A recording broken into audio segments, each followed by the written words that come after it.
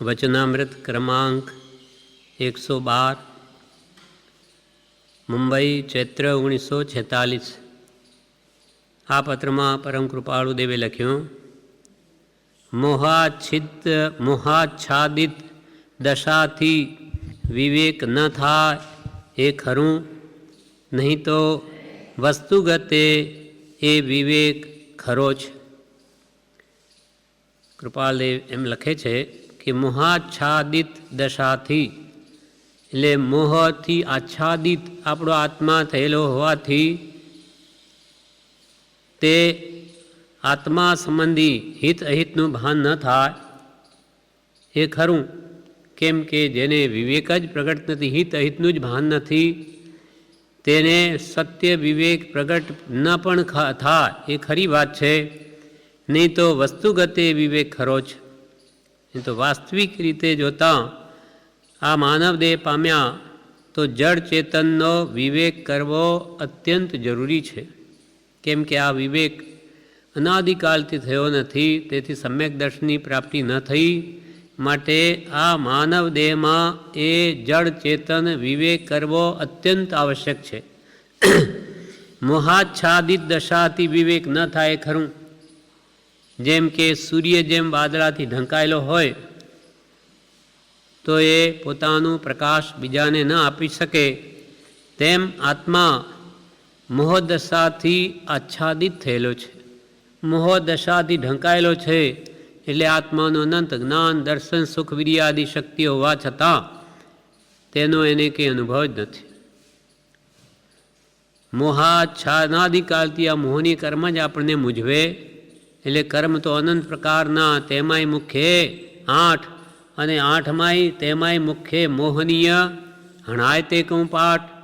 એ મોહનીય તમારું કર્મ હણાય એવો તમને પાઠ શીખો। કૃપાલે કે કર્મોની ભેદ 2, મોહનીય કર્મના 2 ભેદ, દર્શન ચારિત્ર નામ, દર્શન મોહ અને ચારિત્ર મોહ। હણે બોધ વીત રાગતા અચૂક ઉપાયા। એટલે દર્શન મોહ એટલે મિથ્યાત્વ અજ્ઞાન, તેને હણવાનો ઉપાય છે બોધ, સત્પુરુષનો બોધ। સત્પુરુષો જે સમજ આપે તેથી આપણું અનાદિનું અજ્ઞાન નાશ પામે અને જેમ છે તેમ પદાર્થનું વાસ્તવિક સ્વરૂપ આપણા ધ્યાનમાં આવે કે હું દેહથી ભિન્ન આત્મા છું। એ કોણે બતાવ્યું? જ્ઞાની પુરુષના બોધે આપણે જાણ્યું। એટલે હણે બોધ વીત રાગતા, રાગદ્વેષથી રહિત દશા છે એ જ ચારિત્ર મોહને નાશ કરે છે। એટલે હણે બોધ, બોધ તો હણે દર્શન મોહને અને વિતરાગતા હણે ચારિત્ર મોહને। હણે બોધ વિતરાગતા અચૂક ઉપાયામ, અચૂક ઉપાય છે રામબાણ ઇલાજ કે જેથી મોહનીય કર્મનો સંપૂર્ણ અંત સર્વથા અવશ્ય થાય। એમ કૃપાલદેવે આ વાત કરી। જેમ મોહાચ્છાદિત દશાથી એટલે મોહનું ગાઢપણું હોવાથી કે મોહનું આવરણ હોવાથી આત્માનો વિવેક ન થાય, જડ ચેતન વિવેક ન થાય, અર્થાત દેહને જ આત્મા માને છે, આત્માને દેહરૂપ માને, જ્યારે જડ ચેતન સાવ ભિન્ન છે। જડ ચેતનનો ભિન્ન છે કેવળ પ્રગટ સ્વભાવ, એકપણું પામે નહીં ત્રણે કાળ દ્વય ભાવ। જડ તે જડ ત્રણ કાળમાં, ચેતન ચેતન તેમ, પ્રગટ અનુભવ રૂપ છે સંશય તેમાં કેમ। કૃપાલ કે જડ ચેતનનો ભિન્ન છે કેવળ પ્રગટ સ્વભાવ, બેનો સ્વભાવ જ સાવ જુદો છે। આત્માનો સ્વભાવ તો જ્ઞાન દર્શનમય છે, જ્યારે જડ એવા દેહાદિ પદાર્થોનો સ્વભાવ તો રૂપ રસ ગંધ સ્પર્શ એ છે, એ એનો ધર્મ છે, ગુણધર્મ છે પૂતગલનો। એટલે આત્માના ગુણધર્મને પૂતગલના ગુણધર્મ સાવ વિપરીત છે। આત્મા રૂપી દ્રવ્ય છે અને જડ આદિ બધા શરીર આદિ બધા આ રૂપી દ્રવ્ય છે અને આત્મા રૂપી દ્રવ્ય છે। એટલે બંનેના ગુણધર્મો સાવ ભિન્ન છે। પણ અનાદિકાલથી જીવને આ દેહાદિ પરપદાર્થોમાં મોહબુદ્ધિ હોવાથી એને હિત અહિતનું ભાન ન થાય, જડ શું એ ચેતન શું ભાન ન થાય, પણ એ જ કરવા જેવું છે। એ જ્ઞાની પુરુષો જેને જડ ચેતન વિવેક કર્યો, આત્મજ્ઞાન કર્યું, ભેદ જ્ઞાન કર્યું, કે જેથી સર્વ કર્મથી મુક્તિ મેળવીને મોક્ષને પામ્યા. એટલે મુક્તિનો માર્ગ સમ્યક દર્શનથી શરૂ થાય છે. એટલે વસ્તુગતે વિવેક ખરો છે, અવશ્ય કરવો જોઈએ. જળ ચેતન વિવેક કે જગત જળ ચેતનાત્મક આખું વિશ્વ છે, તેમાં હું કોણ છું, હું જળ છું કે ચેતન છું, એનો વિવેક કરવો અત્યંત જરૂરી છે. અને એ વિવેક અનાદિકાળમાં તો હજુ સુધી થયો નથી. માટે અનંતકાળથી આ જીવ સંસારમાં રહેલો છે. સમકિત ન વિલયો રે એ તો રૂલ્યો ચતુર ગતિ માહી. સમકિત ન વિલયો રે એ તો રૂલ્યો ચતુર ગતિ માહી. સમ્યક દર્શન ન પામ્યો માટે જે ચાર ગતિમાં અનંતકાળથી રજડે છે.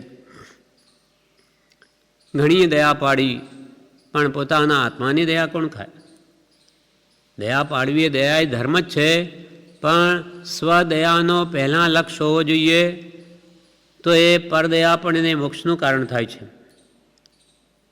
ત્રસ થાવર કી કરુણા કીની જીવન એક વિરાધ્યો. ત્રસ સ્થાવર કી કરુણા કીની જીવન એક વિરાધ્યો. તીન કાલ સામાયિક કરતા. સવાર બપોર સાંજે પણ સામાયિક લીધી. તીન કાલ સામાયિક કરતા.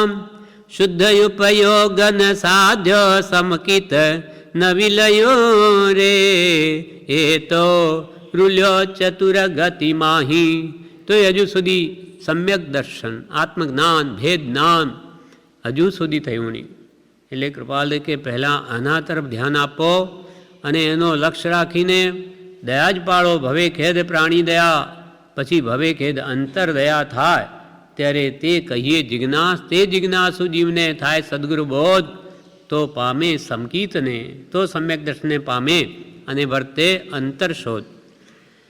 એટલે મોહાચ્છાદિત દશાથી વિવેક ન થાય ખરું, નહીં તો વસ્તુગતે વિવેક ખરો છે. એ વિવેક કરવો જ જોઈએ વાસ્તવિક રીતે, તો જ આ જન્મ મરણથી છુટકારો થાય.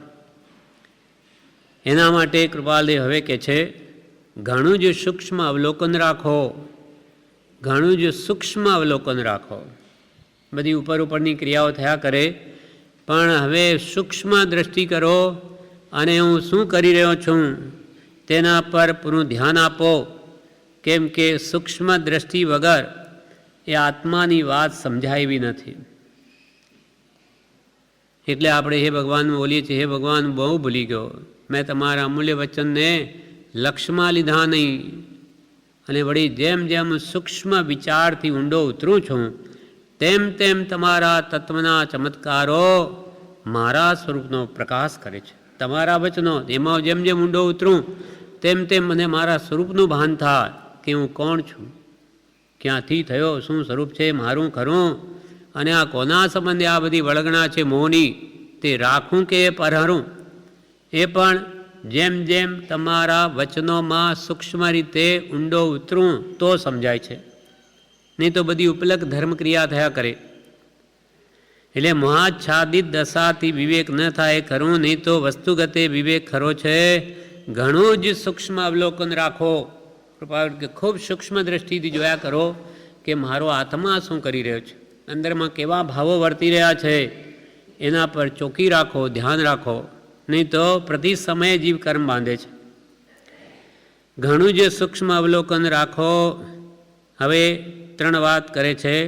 એક, સત્યને તો સત્ય જ રહેવા દેવું. સત્યને તો સત્ય જ રહેવા દેવું.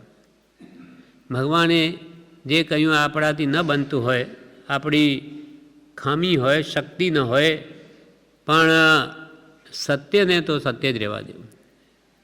જેમ કે આપણે જૂઠ બોલતા હોઈએ, પણ ભગવાને તો એમ કહ્યું છે કે જૂઠ ન જ બોલવું જોઈએ. તો મનમાં એમ જ વાત રહેવી જોઈએ કે જૂઠ કદી બોલાય જ નહીં. તો કે હું બોલું છું, તું બોલે છે, તોય તને કર્મ બંધ જ થાય. જેમ કૃપાળદેવ કહે, અવિષમ ભાવ વિના અમને પણ અબંધપણા માટે બીજો કોઈ અધિકાર નથી કે અમે વિષમ ભાવ કરીએ તો તો અમને કર્મબંધ થાય, અમારા માટે કંઈ છૂટ નથી. તેમ ભગવાને કહ્યું કે જૂઠ ન બોલું તો ન જ બોલું, પણ એનો પક્ષ કદી ન લેવો કે હું કંઈ બહુ જૂઠ નથી બોલતો, હું તો થોડુંક જ બોલું, અને મારા કરતો જગતમાં ઘણા જૂઠ બોલે એટલે એવું કંઈ જૂઠ ગણતરીમાં નથી એમ નહીં કહેવું. તો એને જૂઠનો પક્ષ લઈ લીધો કે થોડું જૂઠ તો બોલાય, તો પછી એ જૂઠ ધીમે ધીમે વધતા વધતા એ મહા જૂઠો થઈ જશે. એટલે મહાપુરુષો કહે સત્યને તો સત્ય જ રહેવા દે. ભલે હું બોલું છું તે મારો દોષ છે, પણ ભગવાને તો ના કહી છે. મારાથી થતું નથી, પણ ભગવાને તો એમ જ કહ્યું છે એમ રાખું. બીજું, કરી શકો તેટલું કહો, અશક્યતા ન છુપાવો. તમારાથી બની શકે એટલું જ કહો, પણ નહીં થઈ શકે ને કોઈ કે આ થઈ જશે તમારાથી, તો કે હા બધું થઈ જશે. અને પોતાના કાર્ય કરવામાં કેવો સમય છે, કેવી પોતાની શક્તિ છે, અને કેવા સાથીદાર છે એને મદદ કરનાર, એ સાથે વિચારીને કામ કરવું જોઈએ. વિચાર્યા વગર જ્યાં બધું થઈ જશે અને પછી કંઈ ન થાય તેમ વિચારીને વ્રત લેવું. કોઈ પણ પ્રતિજ્ઞા લેવી હોય તો ખરેખર હું એનું પાલન કરી શકીશ કે નહીં તો લેવું.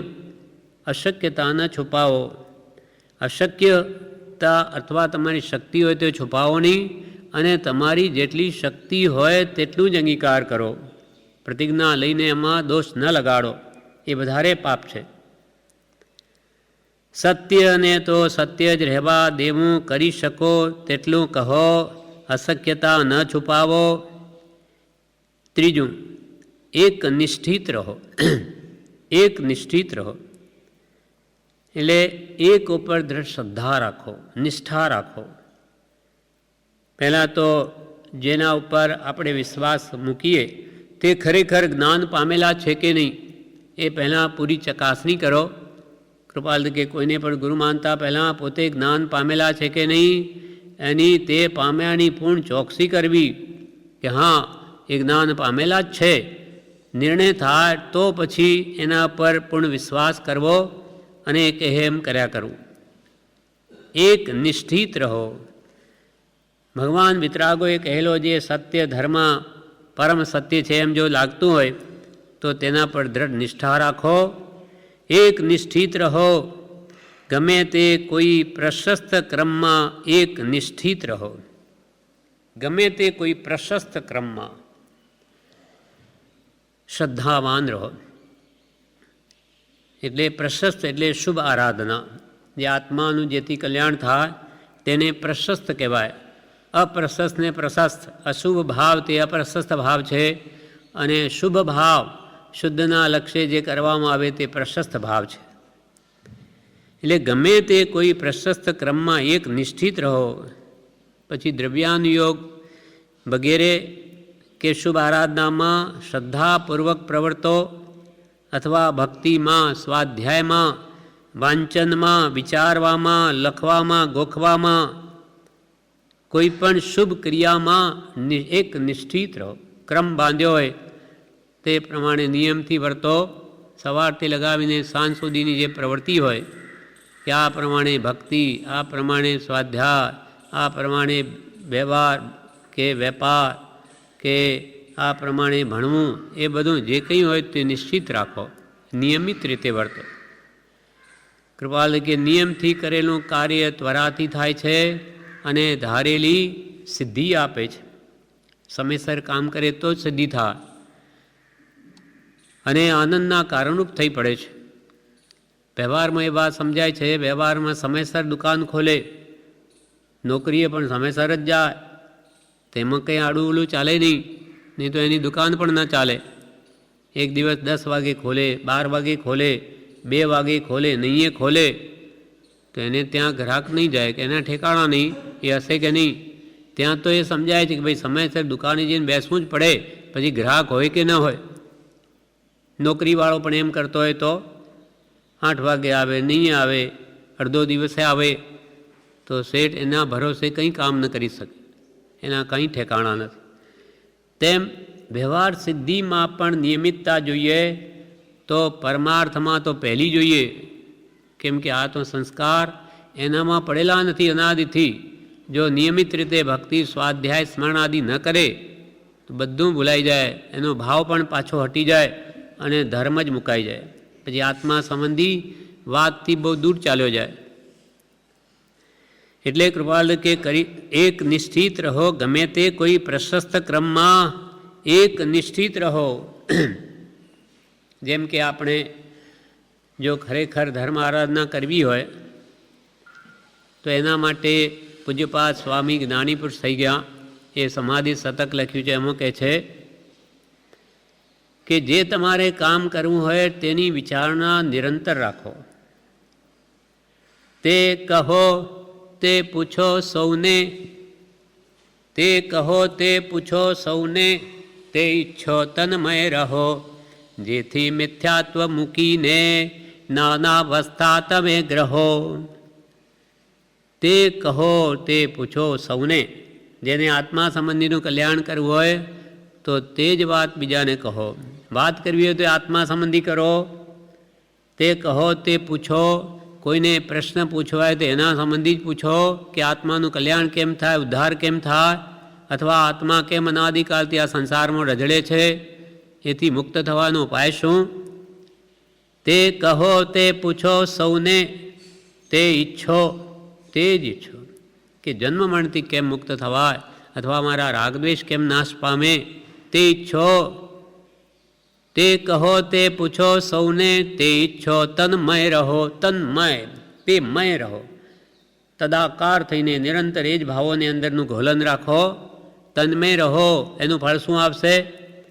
જેથી મિથ્યાત્વ મૂકીને નાનાવસ્થા તમે ગ્રહો. જે અનાદિકાળની તમારું જે મિથ્યાત્વ છે, મિથ્યા માન્યતા છે, દેહમાં આત્મબુદ્ધિ છે, પરમ મારાપણું છે, એ મિથ્યાત્વ મૂકીને જ્ઞાનાવસ્થા તમે ગ્રહો. જ્ઞાન અવસ્થા, જ્ઞાન દશા તમે પામી શકશો ક્યારે, એનું એ ચિંતન હોય તો.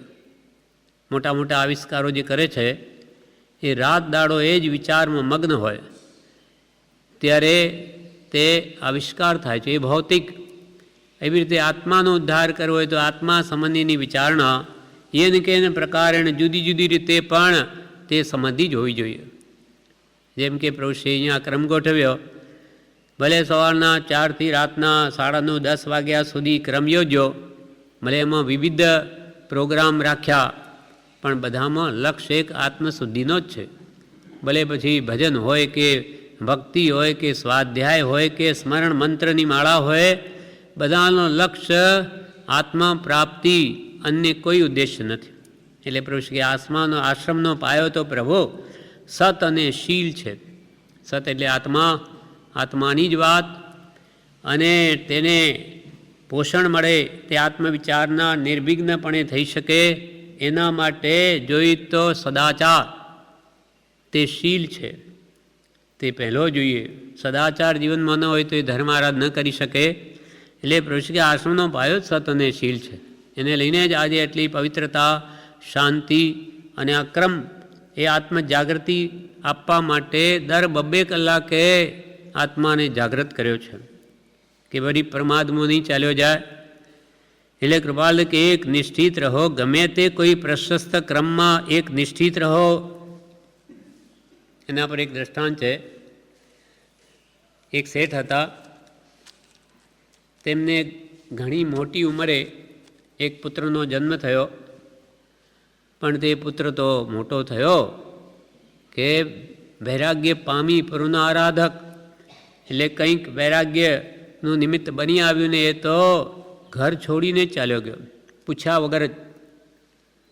હવે પિતા એ જેના પર ઘણી આશા બાંધેલી, એટલે હવે એના ઘરે જે મળવા આવે એમને એ જ પૂછે કે મારા પુત્રને ક્યાંય જોયો છે તમે? જે આવે એને એ જ વાત કરે, એ શું ખાતો હશે, ક્યાં રહેતો હશે, ક્યાં ગયો હશે, આખો દાડો જે આવે એની એ વાત. એમ તે પૂછો તે કહો તે પૂછો સૌને, તે ઈચ્છી તન્મય રહો. જેથી મિથ્યાત્વ મૂકીને જ્ઞાનાવસ્થા તમે કરો. તેવી રીતે તમે નિરંતર કે આત્મા સંબંધીની વિચારણા કરો કેમ કે અનાદિકાળના પરિભ્રમણમાં ઘણું બધું શાસ્ત્ર જ્ઞાની મેળવ્યું, ભક્તિ કરી, જપ તપે કર્યા, પણ આત્મા સંબંધીની વિચારણ ન કરી. જે મૂળભૂત બધું કરીને કરવાનું તે રહી ગયું. જો હોય પૂર્વ ભણેલ નવ પણ જીવનને જાણ્યો નહીં, તો સર્વતે અજ્ઞાન ભાખ્યો સાક્ષી છે આગમ અહીં. જેમ કે લાખો કરોડોના ધંધા કરીને કમાણીનો લક્ષ્ય હોય અને સરવાળે માર્ચ કે દિવાળીમાં નુકસાન જ આવતું હોય, તો એ લાખો કે કરોડોની લે મેલ કરવાનો પ્રયોજન શું? તેમાં બધું ભક્તિ સત્સંગ કરીને જો આત્મશુદ્ધિ ન થાય, આત્મજ્ઞાન ન થાય, જન્મ મરણના માટે કશાય ન ઘટે, વિષયોની મંદતા ન થાય, તો આ બધું કરવાનું ફળ શું? એટલે કે નિષ્ઠા રાખો, દ્રઢ શ્રદ્ધાથી કોઈ કાર્ય કરો તો જ એમાં ભલીવાર આવશે. એક નિશ્ચિત રહો, ગમે તે કોઈ પ્રશસ્ત ક્રમમાં એક નિશ્ચિત રહો. વીતરાગ એ ખરું કહ્યું છે. વીતરાગ પુરુષોએ જે જન્મ મરણથી છૂટવાનો માર્ગ બતાવ્યો છે તે ખરું કહ્યું છે, સત્ય વાત કહી છે, આપણા ભલા માટે કહી છે. વિતરાગોને એનાથી કોઈ લાભ નથી. એમના કયા પ્રમાણે તમે કરવાથી એમને કંઈ કોઈ કમિશન મળવાનું નથી, કાંઈ જ નથી. માત્ર નિષ્કારણ કરુણાશીલતાથી ઉપદેશ આપે છે જ્ઞાનીઓ, એમનું તો એ કરીને બેઠા છે, બીજાનું પણ ભલું થાય એવી માત્ર અનંતી દયા હૃદયમાં રહેલી હોવાથી એ ભાવ દયા સાગર હોય છે. સમુદ્ર જેવો એટલે કેટલો મોટો હોય એવી અનંતી દયા એક જ્ઞાની પુરુષના હૃદયમાં હોય છે અને એ નિષ્કારણ હોય છે, એનાથી એમને કોઈ લાભ નથી. પણ એવી અનંતી દયા જ સજી હોય કે જગત જીવો બધા બહુ દુઃખી થાય છે, જન્મ મરણાદિ ચાર ગતિમાં ભટકીને. એમને તો ભાન નથી, પણ જ્ઞાનીઓને આપણું ભાન છે. આપણી દયા આપણને નથી આવતી, આપણી દયા જ્ઞાનીઓને આવે છે. માટે એમના કહ્યા પ્રમાણે જો કરી લઈએ તો જરૂર સર્વ પ્રકારના દુઃખનો અંત આવે. એટલે કૃપાલ કે વીતરાગે ખરું કહ્યું છે, કેવલી પ્રરૂપિત ધર્મ. કેવળ જ્ઞાનથી જોઈ સર્વ પદાર્થનું સ્વરૂપ જોઈને ખરું સુખ શું છે, ખરું દુઃખ શું છે, એ ભગવાને નિર્ણય કર્યો છે. પોતે કારણે તો પોતે પણ ઘરનો ત્યાગ કરી દીધો, દેવતાએ સુખ મૂકી દીધું. 64 ઇન્દ્રિયો જેના સેવક છે તેને શું ખામી છે તીર્થંકરોને, છતાં પણ બધું જ છોડી દઈ દીક્ષા લે છે, કરપાત્રી બની જાય છે, ભિક્ષા માગતા થઈ જાય છે. કેમ કે જાણે છે કે આ બધું જ જે દેખાવ છે બધો જ ક્ષણિક છે, અમુક સમય માટે પુણ્ય છે ત્યાં સુધી પુણ્ય પરવારી ગયું કે બધું જ ગયું. પુણ્ય છતાં પુણ્ય હોત હૈ દીપક દીપક જ્યોત. પુણ્ય છતાં પુણ્ય હોત હૈ દીપક દીપક જ્યોત.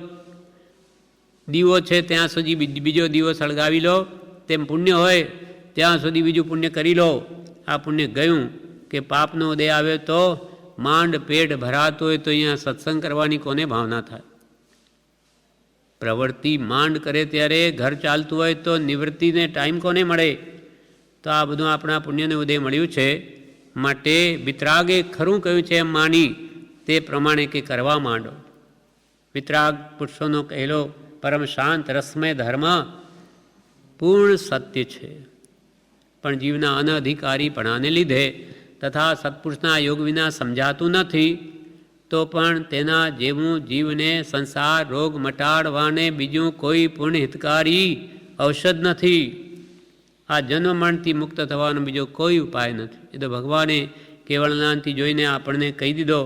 ભગવાન મહાવીરના શિષ્ય કૃપાલદેવ અંતિમ શિષ્ય હતા, એમને પણ ભગવાન પાસે બધું સાંભળ્યું, એ જાતિ સ્મરણ જ્ઞાનથી યાદ આવી ગયું. એટલે એ આપણને આપણી ભાષામાં ભગવાન મહાવીરનો ઉપદેશ જણાવે છે. આપણા મહાભાગી છે કે સંક્ષેપમાં ભગવાન મહાવીરનું મૂળભૂત શું કહેવું છે ટૂંકાણમાં બતાવી દીધું.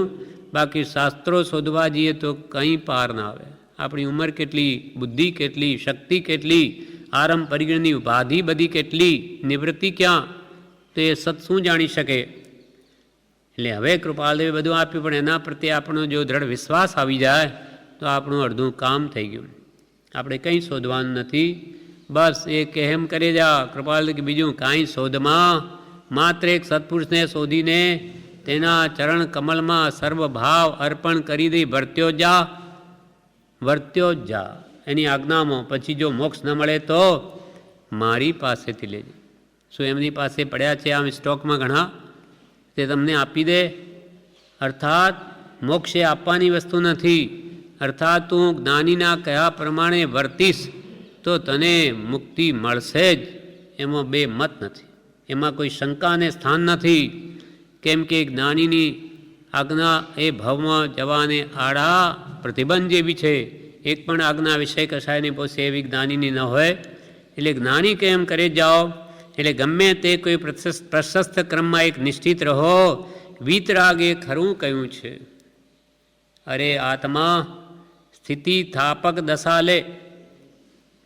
કૃપાલ કે અરે આત્મા સ્થિતિ સ્થાપક દશા લે, એટલે પોતાની આત્મદશામાં સ્થિતિ કર.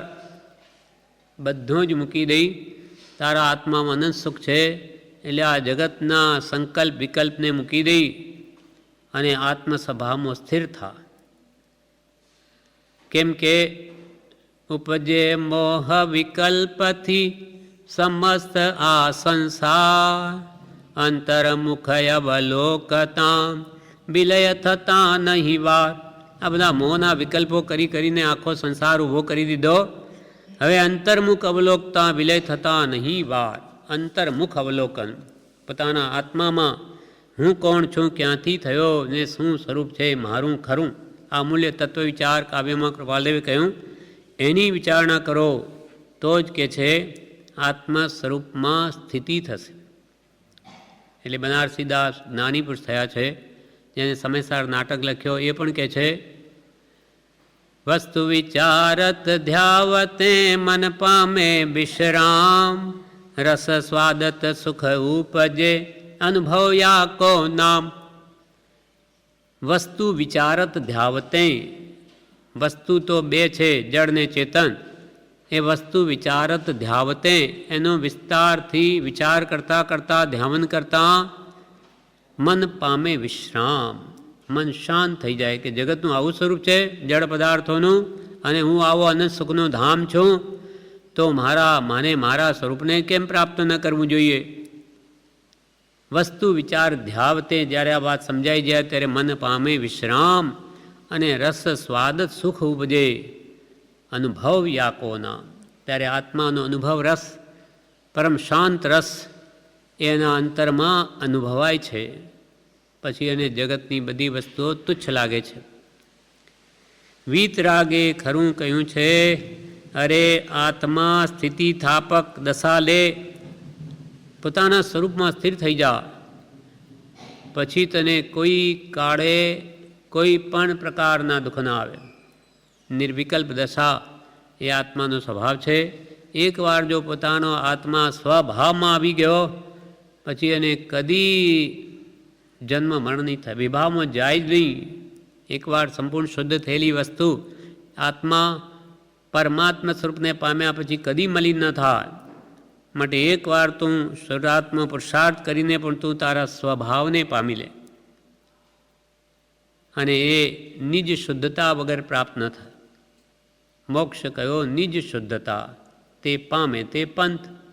જે વડે તારા આત્માની શુદ્ધિ થાય એમ કર, અને એકવાર શુદ્ધિ થઈ તો તારો આત્મા સ્વસ્વરૂપમાં સર્વકાળને માટે સ્થિત થઈ જશે. પછી કોઈ ઈચ્છા જ નહીં થાય. ઈચ્છા થાય તો કંઈ મેળવવાને માટે પ્રયત્ન કરવો પડે, પણ ઈચ્છા જ ન થાય તો એને દુઃખ શું છે. જેમ આપણને ભૂખ લાગે તો એના ઈલાજ કરવા પડે, પણ ભૂખ જ ન લાગતી હોય તો તેના ઉપાય શા માટે? આ બધી માથાકૂટ જ કેમ? અથવા બીજી પણ અનેક ઈચ્છાઓ આપણા હૃદયમાં ઉત્પન્ન થાય તો એને પૂર્ણ કરવા માટેના ઉપાય કરવા પડે, પણ ઈચ્છા જ ન થાય. ઈચ્છાઓ જ બધી નાશ પામી જાય તો એને પછી દુઃખ શું? અરે આત્મા સ્થિતિ સ્થાપક દશા લે. સમ્યક દર્શન જ્ઞાન ચારિત્ર, ચારિત્રમય દશા છે તે સ્વભાવમાં સ્થિતિ છે. પહેલાં તો તત્વ જાણે, જાણ્યા પછી માન્યા પછી તે પ્રમાણે વર્તે, સ્વભાવમાં સ્થિર થા કે એનું સર્વકાળનું સર્વ દુઃખ ગયું. પછી કોઈ કાળે એને અંશ માત્ર પણ દુઃખ ના આવે.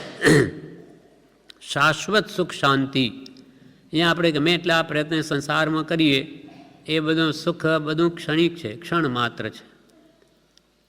જેમ કે ભૂખનું દુઃખ પહેલાં તો ઊભું થાય, પછી ભોજન કર્યું, ભૂખ શમી, શાંતિ પડી, પણ પાછી 3, 4, 5 કલાક 6 કલાક થયા, પાછા હતા તેવાના તેવા, પાછું ભૂખનું દુઃખ ઊભું થયું.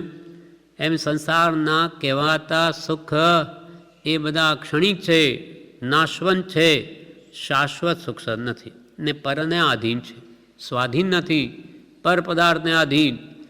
પર વસ્તુ તો મળે કે ન પણ મળે, પણ આત્માનું સુખ સ્વાધીન છે. એને એકવાર એને કે તું પામી લે તો જગતના સર્વ પદાર્થો તને તુચ્છ ભાસશે, તે તરફ તારી નજર પણ ન થાય. વીતરાગે ખરું કહ્યું છે, અરે આત્મા સ્થિતિ સ્થાપક દશા લે, આ દુઃખ ક્યાં કહેવું અને સાથી ટાળવું. કૃપાલદેવ કહે છે કે સંસારી જીવો રાગ દ્વેષના ભાવોથી દુઃખી છે, અથવા વિષય કસાયની ઈચ્છાઓથી ઉત્પન્ન થતું દુઃખ જ ભોગવે છે. પણ એ દુઃખ કોને કહેવું અને કોણ એને નિવારે? આ દુઃખ ક્યાં કહેવું?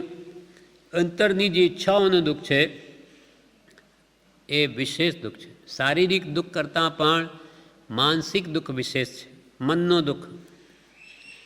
અને તે ઈચ્છાઓથી મન દુઃખી થાય છે.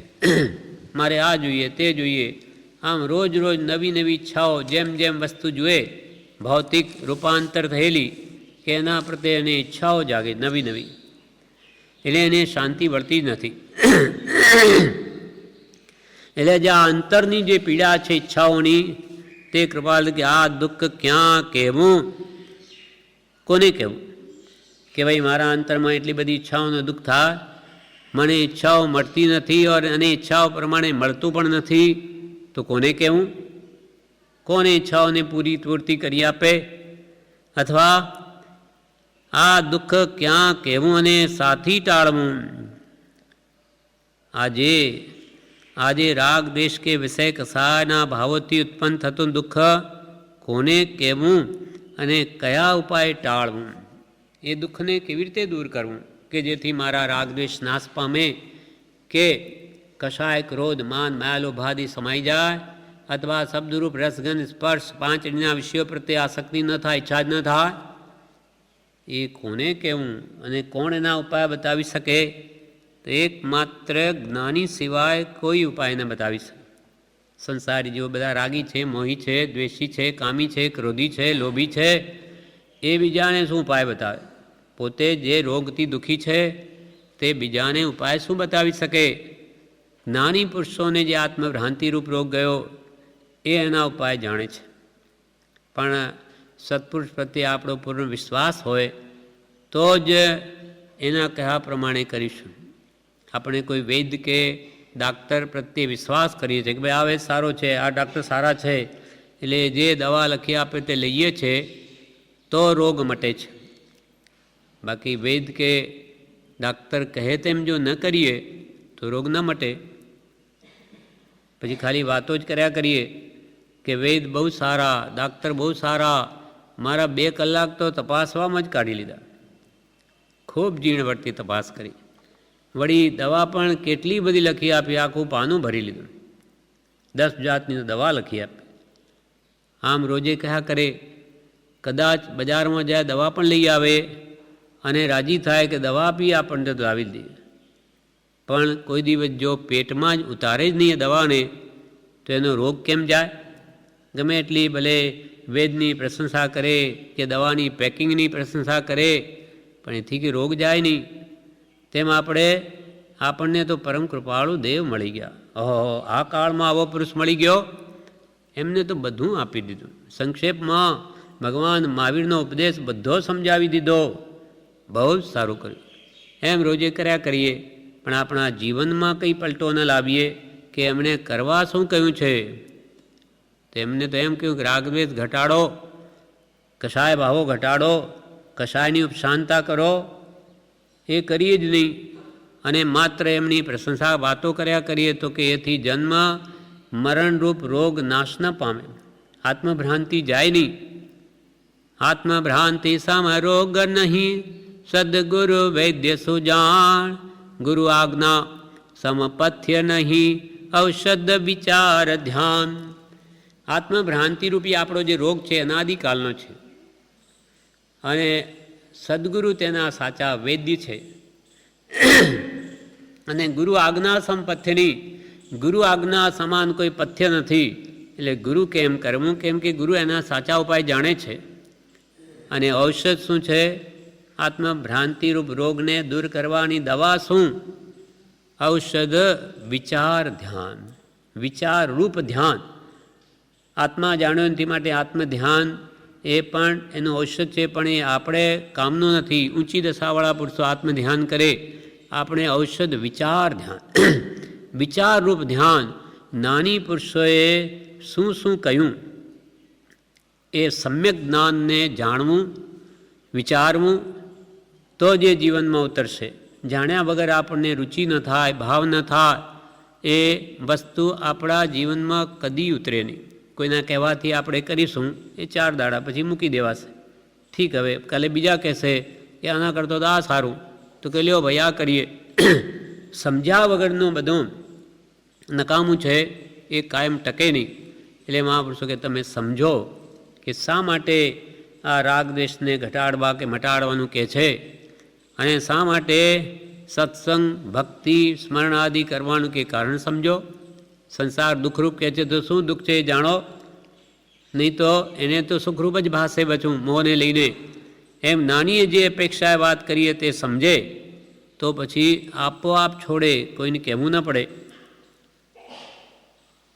જેમ ઝેરને કોઈ પીવાનું કહે તો આપણે નહીં પીશું, કેમ કે ઝેર તો મારી નાખે. એમ આપણને વાત સમજાયેલી છે માટે કોઈ પીએ નહીં, પણ ન સમજાયેલી હોય તો એને પણ એક પીણું માનીને પી લે તો મરી જાય.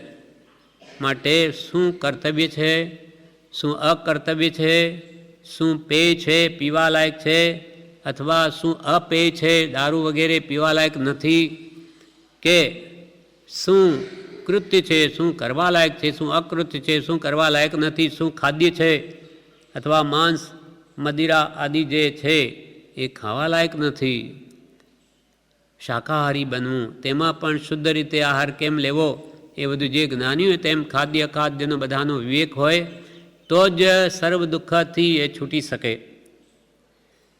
એમ આ દુઃખ ક્યાં કહેવું અને સાથી ટાળવું, પોતે પોતાનો વેરી, તે આ કેવી ખરી વાત છે. આ પત્રની અંતિમ લીટીમાં કૃપાલદેવ એમ કહે, પોતે પોતાનો વેરી, આ કેવી ખરી વાત છે. એટલે જગતમાં આપણું કોઈ બગાડતું નથી, પણ પોતાનું બગાડ પોતાના ભાવથી જ થાય છે. જગતમાં આપણને કોઈ દુઃખ આપી ન શકે, કોઈ આપણું બગાડી ન શકે, પણ આપણે જ આપણા ભાવોથી આપણા આત્માનું બગાડીએ છીએ, અને આપણે આપણા આત્માના જ આપણે વેરી બનીએ છીએ. પોતે પોતાનો વેરી, ત્યાં કેવી ખરી વાત છે. પોતે ધારે તો પોતે જ પોતાને મોક્ષે લઈ જઈ શકે, અને પોતે ધ્યાન ન આપે તો મોહાચ્છાદિત દશા જે અનાદિકાલની છે એને લઈને પોતે જ સીધો નરકમાં ચાલ્યો જાય, તો એને કોણ રોકી શકે. એટલે પોતે પોતાનો વેરી, તે આ કેવી ખરી વાત છે. કૃપાલને તો આ કેટલું સત્ય જણાય છે કે હો આપણો આત્મા જ પોતાના આવા ભાવો કરીને પોતાને કર્મબંધ કરે, કેમ કે ઈશ્વર આદિ કોઈ કર્મ કરાવતા નથી. ઈશ્વર તો શુદ્ધ સ્વભાવ છે. કરતા ઈશ્વર કોઈ નહીં, ઈશ્વર શુદ્ધ સ્વભાવ, અથવા પ્રેરક તે ગણે ઈશ્વર દોષ પ્રભાવ. કરતા ઈશ્વર કોઈ નહીં, આ બધું ઈશ્વર નથી કરતા આ જગતનો, કે આપણને આવા પાપો કરાવે. જો ઈશ્વર કરાવે તો એ તો મહાપાપી બની જાય. કરતા ઈશ્વર કોઈ નહીં, ઈશ્વર તો શુદ્ધ સ્વભાવ છે. આત્માનો શુદ્ધ સ્વભાવ જે પામ્યા તે જ ઈશ્વર, અથવા પ્રેરક તે ગણે, અથવા કે ભાઈ અમને સારા ખોટા ભાવોની પ્રેરણા ઈશ્વર આપે, તો કે અથવા પ્રેરક તે ગણે તો પછી ઈશ્વર દોષનો પ્રભાવિત મહાદોષી થઈ જાય કે આપણને પાપ કરવાની પ્રેરણા આપે. ઈશ્વર કંઈ નથી કરે. ઈશ્વર તો પરમ શુદ્ધ સ્વભાવમય છે. આપણો આત્મા જ આવા ભાવો કરીને કર્મ બાંધે. ઈશ્વર તો ના પાડે તો એ આજીવ કરે. આપણો અંતરી સાક્ષી છે. કોઈ પાપ કરતા હોય તો આપણા અંતરમાંથી જ આવાજ થાય કે તું ના કર, તું આ પાપમાં ના પેસ, તો પણ કરે ઉપરવટ થઈને, માટે એના દુઃખ ભોગવે. એટલે કૃપાલ કે આ પોતે પોતાનો વેરી, તે આ કેવી ખરી વાત છે. એટલે આપણને આ પત્રના સારમાં આમાં વિવેચન પણ છે. વિવેચનમાં બ્રહ્મચારીજીએ એમ કહ્યું, ટૂંકું વિવેચન છે આ પત્રનું,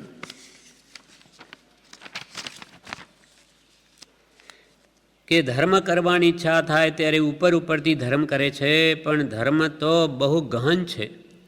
માટે બહુ સૂક્ષ્મ રીતે વૃત્તિઓને તપાસીને ધર્મ કરવો. હું તો ધર્મ કરું છું. ધર્મ કરતો જગ સૌ ફીરે રે, ધર્મ ન જાણે હો મર્મ જીનેશ, ધર્મ જીનેશર ચરણ ગ્રયા પછી કોઈ ન બાંધે હો કર્મ જીનેશ, ધર્મ જીનેશર ગાઉં રંગ શું. જગતમાં જેને પૂછો, મોટા ભાગે બધા કોઈને કોઈ ધર્મ કરતા હોય. ધર્મ કરતો જગત સૌ ફીરે, પણ ધર્મ ન જાણે મર્મ જીનેશ. ધર્મનો મર્મ શું છે? છૂટે દયા ધ્યાસ તો નહીં કરતા તું કર્મ, નહીં ભોગતા તું તેહનો, એ જ ધર્મનો મર્મ. આ ધર્મનું રહસ્ય છે. ધર્મ કરું છું પણ દેહાધ્યાસ છૂટતો જ નથી. તો કે ધર્મ શાના કરો? તમે કર્મ બાંધો છો. ધર્મ કરતો જગત સહુ ફીરે, પણ ધર્મ ન જાણ્યો જીનેશ, ધર્મ ન જાણે હો મર્મ જીનેશ સર, ધર્મ જીનેશ સર ચરણ ગયા પછી કોઈ ન બાંધે એવો કર્મ જીનેશ. ખરા અંતઃકરણથી ભગવાનની આજ્ઞાને ઉપાસતો હોય તો એ કદી અનંત સંસાર હજળાવે એવા કર્મ જ ન બાંધે. તો અહીંયા કે છે ધર્મ કરવાની ઈચ્છા ત્યારે ઉપરથી ધર્મ કરે લૌકિક રીતે, પણ અંદરમાં ભગવાન એ ધર્મ કોને કયો એ વાતને અંતરમાં ઉતારતો જ નથી. એટલે જ કલ્યાણ થતી નથી, અનંતકાલથી ભટકે છે. ધર્મ કરવાની ઈચ્છા થાય ત્યારે ઉપરથી ધર્મ કરે છે, પણ ધર્મ તો બહુ ગહન છે. ધર્મે વસ્તુ બહુ ગુપ્ત રહી છે. 47મા પત્રમાં કૃપાલદેવ કહે ધર્મે વસ્તુ બહુ ગુપ્ત રહી છે, તે બાહ્ય સંશોધનથી મળવાની નથી. અપૂર્વ અંતર સંશોધનથી તે પ્રાપ્ત થાય છે, અને તે અંતર સંશોધન કોઈક મહાભાગ્ય સદગુરુ અનુગ્રહ પામે છે. સત્પુરુષની કૃપા થાય ત્યારે આ આત્મધર્મ એને પ્રાપ્ત થાય. ધર્મ સહેલો નથી. ધર્મ કઈ આત્મ સ્વભાવ કહું, પણ ધર્મ તો બહુ ગહન છે. માટે બહુ સૂક્ષ્મ રીતે વૃત્તિઓને તપાસીને ધર્મ કરવો. કે મારી વૃત્તિઓ ક્યાં રહે છે? ધર્મ કરું છું તો સાચું તે સાચું જ છે. સૂક્ષ્મ દ્રષ્ટિ વગેરે આત્માની વાત સમજાય એવી નથી. મહાવીરના બોધને પાત્ર કોણ? પત્રાંક 105માં એમ કહ્યું છે કે સદૈવ સૂક્ષ્મ બોધનો અભિલાષી. આપણાથી ન થતું હોય તો મારાથી થતું નથી, પણ સાચું છે એમ રાખવું. પણ હું કરું છું તે જ સાચું છે એમ ન કરવું. સાચું છે મારું તે સાચું નહીં, પણ હું કરું છું તે જ સાચું છે એમ ન કરવું. મારાથી થતું નથી, બનતું નથી એમ માને તો વાંધો નથી, પણ પોતે કરે છે તે જ ભગવાને કહ્યું છે એમ કરવું નહીં. કે ભાઈ મારાથી નથી થતું, પણ ભગવાન તો આ કરવાની ના પાડી છે. એમ હોય તો પણ એ માર્ગમાં છે, પણ હું જેમ કરું છું એમ જ ભગવાને કહ્યું છે એમ કદી કહેવું નહીં. ભગવાને કહેલા માર્ગમાં ચાલવાની વૃત્તિ હોય, પણ કર્મના બળને લીધે ન બને તો પણ ચાલવું છે તો ભગવાનના માર્ગમાં જ. એમ કરીને તેમાં જ તે દશામાં સ્થિર થા. જ્યારે જીવ પોતાના ભાનમાં આવે ત્યારે ખબર પડે કે આ શું કરું છું. ભગવાનના માર્ગમાં જ એમ કરીને તેમાં જ તે દિશામાં કે છે તું સ્થિર થા. તે દશામાં જ, આત્મદશામાં. પણ ખરેખર તો જ્યારે પોતાનું ભાન થાય છે ત્યારે ખબર પડે છે કે હું આ શું કરું છું. શું કરવાને તું આવ્યો રે, શું કીધો વિચાર, આજકાલ ઉઠીને ચાલઉં હારે મૂકી સર્વે સંસાર, જોને વિચારી જીવડા. શું કરવાને આવ્યો તું, શું કરી રહ્યો છું? બ્રહ્મચારીજીએ ગાથા લખી છે.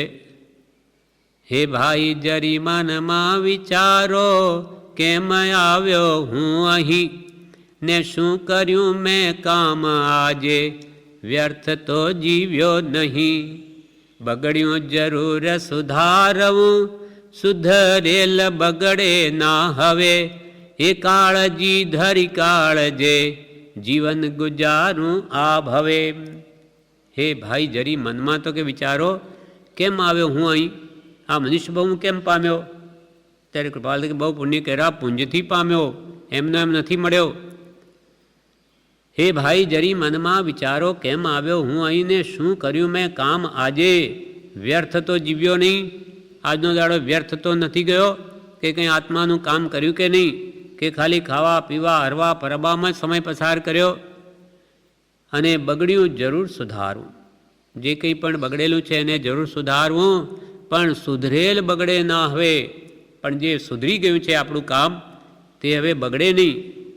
એ કાળજી ધરી કાળજે, આ કાળજીને તું કાળજામાં હૃદયમાં ધારણ કરીને જીવન ગુજારું આ ભવે. આ જીવન જે કંઈ શેષ રહ્યું હોય તે માત્ર આત્માર્થે જ ગુજારું.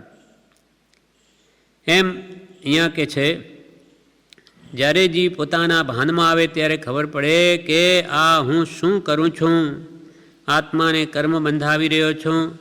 એમ કરીને પાછો હટે. વ્રતમાં અતિચાર લાગે ત્યારે છેદોપસ્થાપનીય પ્રતિક્રમણ કરે છે. તેમ કોઈ વ્રતમાં અતિચાર લાગે, વ્રત લીધા હોય ને એમાં દોષ લાગે તો એનું ચારિત્ર છેદી નાખે. કોઈ દીક્ષા લીધી હોય, લીધાને માનો કે 40 વર્ષ થયા હોય, કે 40 થયા હોય, કે 10 થયા હોય, ત્યારે કોઈ દોષ લાગ્યા હોય તો જ્ઞાની ગુરુ એની દીક્ષાને છેદી નાખે. 40 વર્ષ થયા દીક્ષા લીધી, હવે કે તમારી દીક્ષા 25 વર્ષ 15 વર્ષ છેદી નાખે. પછી એના પછીથી કોઈ દીક્ષાને 16 વર્ષ લીધા થયું અને બાળક હોય તો એ વૃદ્ધ મુનિ અને નમસ્કાર કરે. એમ દોષનું પ્રાયશ્ચિત હોય છે, એને પાછા હટવા માટે પાપથી. એટલે વ્રતમાં અતિચાર લાગે ત્યારે છેદોપસ્થાપનીય એટલે પ્રતિક્રમણ કરે છે. તેમ આ જીવને હું શું કરી રહ્યો છું, આવી રીતે પોતે પાપની આલોચના ગુરુ આગળ કરીને પોતાના દોષો ખમાવે અને ભવિષ્યમાં ફરી દેવા દોષો ન થાય તેની જાગૃતિ રાખે. જગતમાં આપણું કોઈ બગાડતું નથી, પોતાના ભાવથી બગડે છે. આપણું બગાડનાર કોઈ નથી, પોતે જ પોતાનો મિત્ર ને પોતે જ પોતાનો વૈરી છે. આ પ્રમાણે પત્રાંક 112 પૂરો થયો.